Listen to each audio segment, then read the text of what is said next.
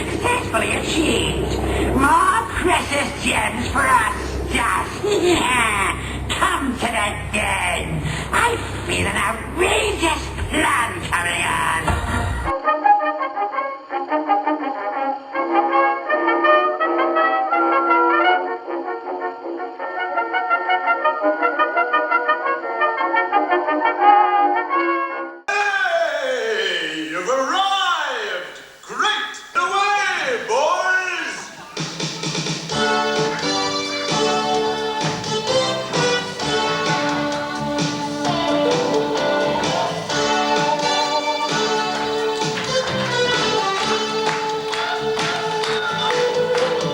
Welcome back to Expedition Weekly. In 1989, the original mascot of Thorpe Park, Mr. Rabbit, was joined by some new friends to create the Thorpe Park Rangers. 5 years later, in 1994, the park saw one of its biggest expansions to date, Ranger County. The tropical-themed area opened in 2 stages during 1994 and 1995, offering 4 Ranger-themed rides: Mr. Monkey's Banana Ride, Mr. Rabbit's Tropical Travels, Miss Hippo's Fungal Safari, and the Chief Ranger's Carousel. Other areas inside were Mr. Elephant's Picnic Area, Mr. Giraffe's Fungal Store, the Ranger Showcase, and the Ranger County Arena.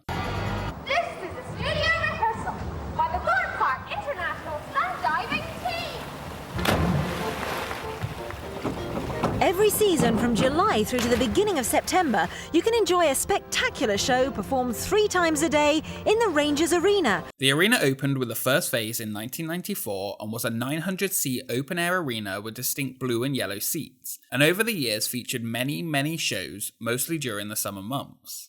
The first show, opening in 1994, was a sensational summer show that ended with the UK's highest dive act, called simply the Stunt Spectacular. Showing 5 times per day during the busy summer months, involved actors and divers dressed in Thorpe's classic blue and yellow colour, performing many impressive dives into a pool of water, the highest of which being from a height of 85 feet. The show only existed for the first summer until with Phase 2 of Ranger County, a jungle adventure was coming to the arena, specifically the Konica Splastacular, or Tarzan's Jungle Adventure, again featuring a dive show, but this time with a movie-making theme. The backdrop was a 1930s Hollywood movie set, and actors played the cast and crew of the movie being pretend filmed. That movie being filmed was a Tarzan movie. This time the show even had an appearance by Mr. Monkey himself, tying it into the now completed themed land. After 2 years of the show in 1997, the Splashtacular would return but with a new theme, Popeye's Pirate Adventure.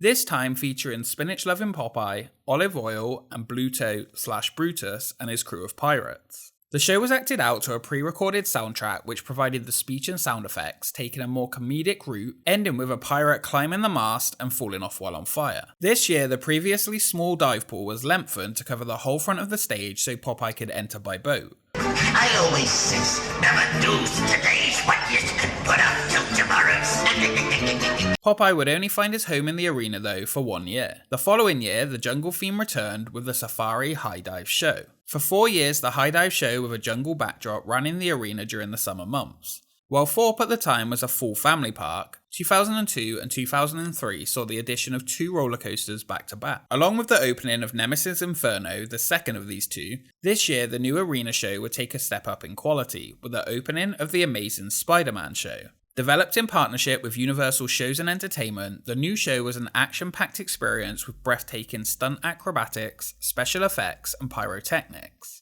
Based on Marvel Comics Spider-Man, Peter Parker had to fight to save Mary Jane from the Green Goblin.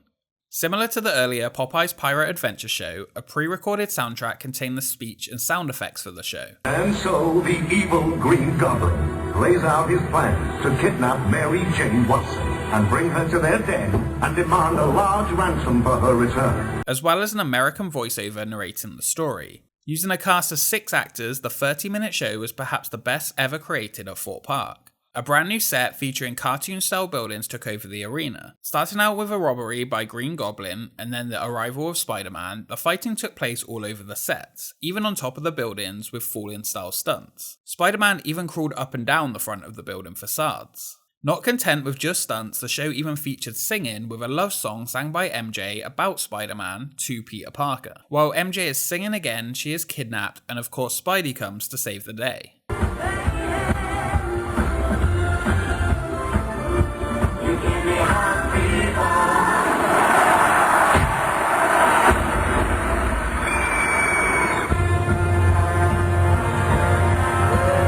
The following year in 2004, the show returned again as The Amazing Spider-Man Show, but this time featured some new effects and costumes. I said, shall I zap him? Yeah! If you want me to zap him, give me a yeah! Yeah!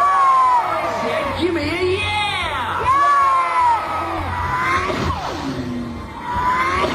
Yeah! Gotcha! In my web at last, snotbag. After his 2 years of life in the UK at Thorpe Park, Spider-Man didn't return for a third.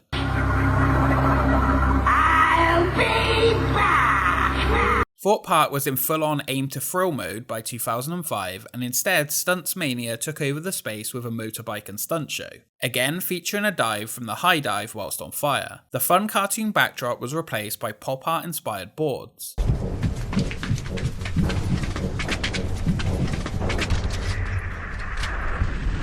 2005 also saw a false sense of security hosted in the arena during Fright Nights, a 20-minute film that was filmed especially for Thorpe Park in and around the Asylum haunted maze. It was projected onto a large screen inside. Shortly after Fright Nights began though, a gust of wind tore through the screen and Thorpe Park just cancelled further showings and didn't replace it. The arena show was again rebranded in 2006 as Street Extreme. The show now featured BMX tricks and breakdancing. Street Extreme was the last permanent show in the Ranger County Theatre. 2006 saw the area reused again for Fright Nights, but this time with a full horror maze inside.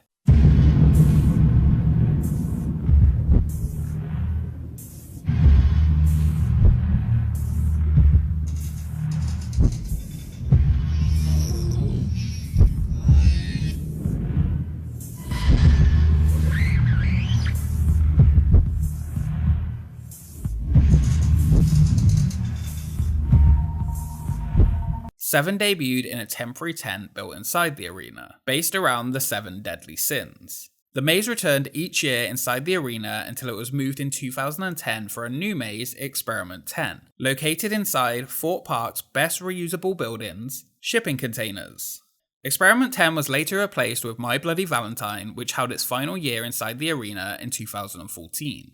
After Merlin bought Two Swords in 2007, from then onwards the arena would only be used for special park events and one-off shows, mostly stunt-based. 2008 saw Bulldog Extreme Action and Freestyle Motor X shows set up in the arena, the first for the Head Rush Easter weekend and the second for August Action, both featuring freestyle motocross stunts. The same style returned again the next 2 years under various names. 2010 did get a new show for the Dr. Pepper sponsored Sunscreen called What's the Worst That Can Happen Stunt Show, and now featured BMX motorbikes and cars all mixed together with cheerleaders and a high dive jump. It was a slight improvement on the previous versions inside the arena though. 2010 also saw Cirque du Freak, a performance by the Britain's Got Talent act Flawless, perform multiple times a day on the purpose-built dome stage in the arena. Okay, so it's finally summertime in England. This year also had an exclusive live performance as well inside the arena in May by none other than UK favourite Peter Andre.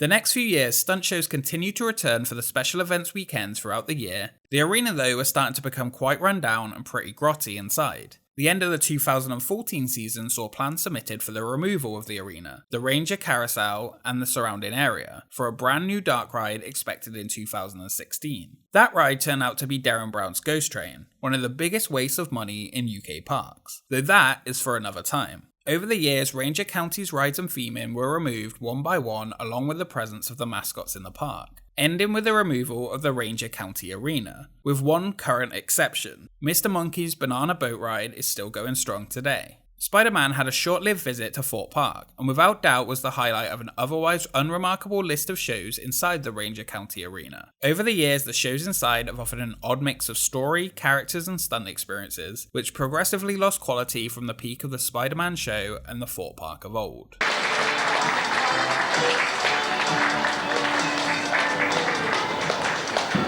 Well, that's all from the Rangers for now, but before they go, they'll be coming down to meet you. Thank you so much for watching this episode of Expedition Weekly. We will see you next time. I think the thing I'm proudest of regarding creating the Spider-Man universe is the fact that people of all ages seem to love Spider-Man. And more than that, he's international.